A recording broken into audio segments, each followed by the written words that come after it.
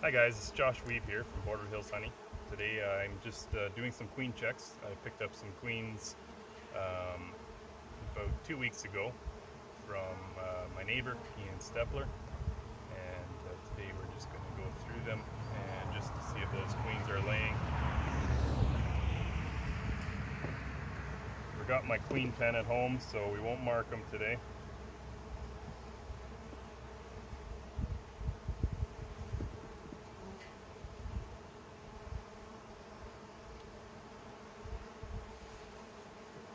I made these nucs up just with 2 frames of brood and bees, and then I dropped the cells in there, and that's enough to really get them going. We have a canola flow going on, so they are really packing these frames full of honey, or nectar I should say, making honey. So this frame here is pretty heavy with honey.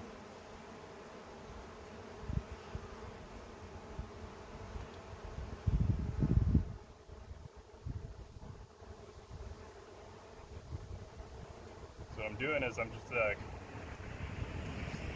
tilting these frames into the sunlight so you can look down into the cell, and you're just looking for those little rice grain eggs, and I can see that this one is it's completely packed full of eggs already,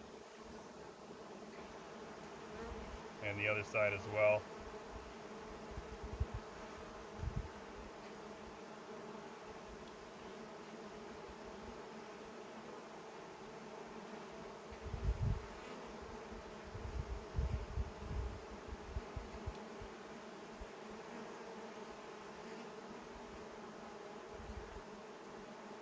We actually have some larvae hatching out on this side,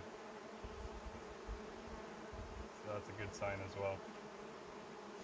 Just take my queen cell. I put these orange queen protectors on them just in case the hive isn't quite ready for a cell or ready for a new queen, or they think they still have a queen. Those cell protectors, they do help from having those cells chewed down. So I put a cell protector on each one before I put them into the hive.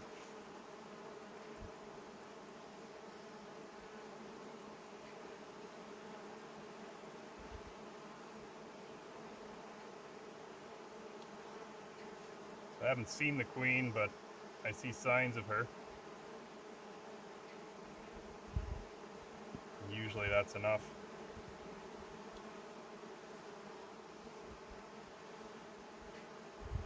Typically I make my own cells,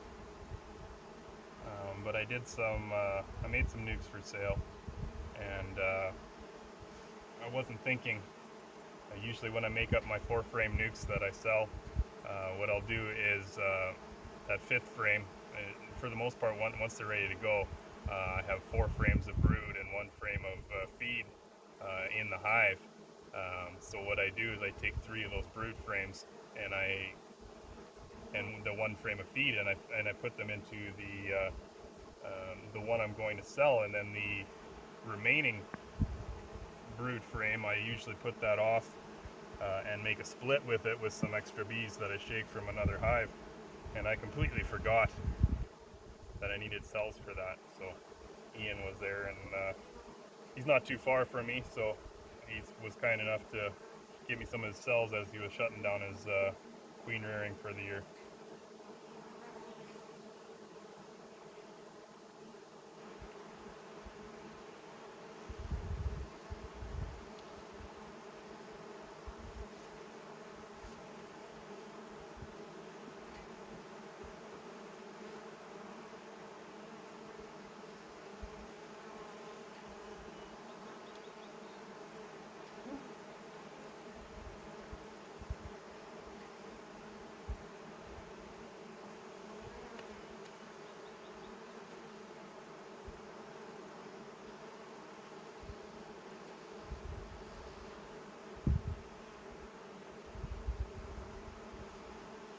Well, I didn't find the queen, but I found evidence of her, and that's good enough for me. a lot of beginners think they need to find the queen, and I was trying to find the queen just for the sake of the video. But I'm not going to waste a lot of time on it. As a sideliner beekeeper, there's a ton of work to do, and you have a short time period. I mean, often it's just your weekends. Up here in Canada, we get the added benefits of a late season, late sunset. So this time of year, we can actually work out in the bee yards, you know, until 9:30, 10, or even later sometimes. So that's a benefit that the your southern beekeepers that follow my channel or that are watching this might not be able to have. It's also one of the factors in why us Canadian prairie beekeepers are able to make such a bumper crop of honey. You know, with the canola blooming as it does, and in those early mornings and late evenings, we'll have sunlight from, you know, 5:30, 6 in the morning, all the way through till 10 at night, and that gives the bees a lot more time to fly.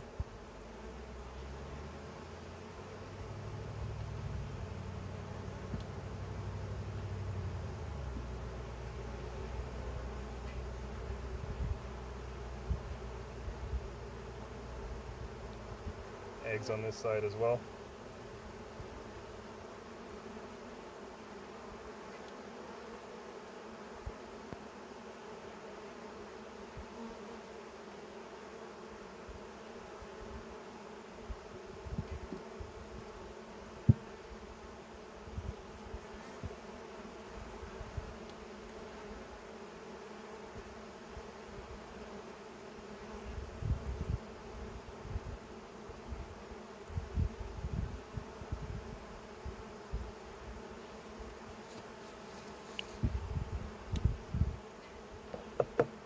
And there's that queen.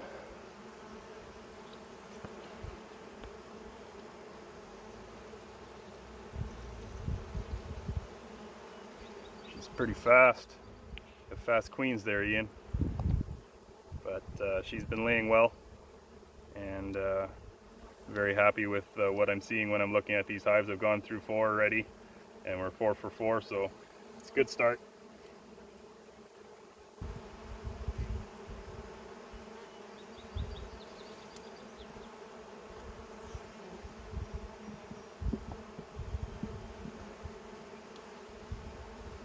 So if it was earlier in the year,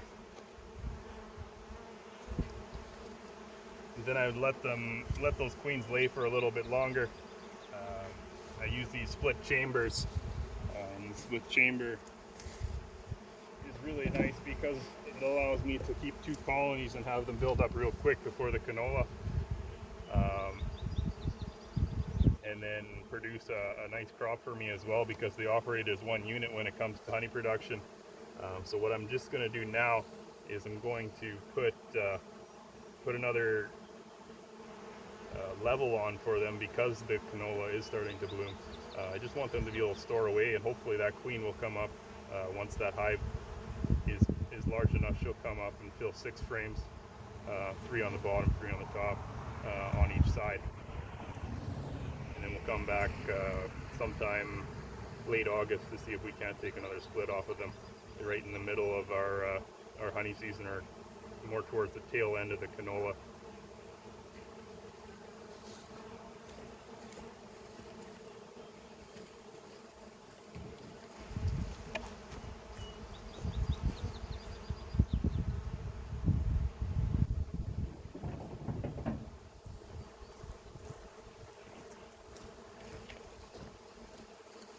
And what we do is we take a queen excluder just to keep those queens from jumping sides. We want to make sure that they are working together and not working against each other. So we take that queen excluder and we put it so the support bars are facing upwards. So for me, I call that upside down, and that keeps the queens from jumping over, and they'll continue to work together as 1 hive unit, but laying twice as much brood.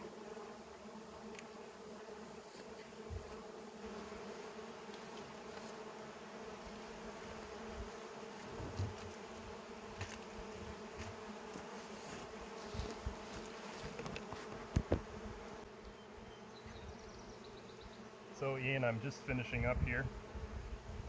Looks like we had 90% hatch and 85% mated and laying. So I'd say that's fairly good. One thing that's interesting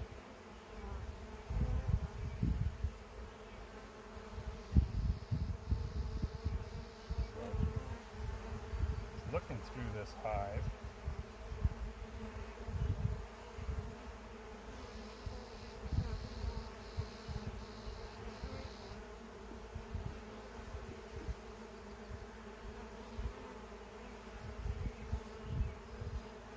one thing that's interesting is I was looking through this hive, and if you recall that last queen I had showing the camera there, she was pretty well black. And this one here, she's a bit lighter.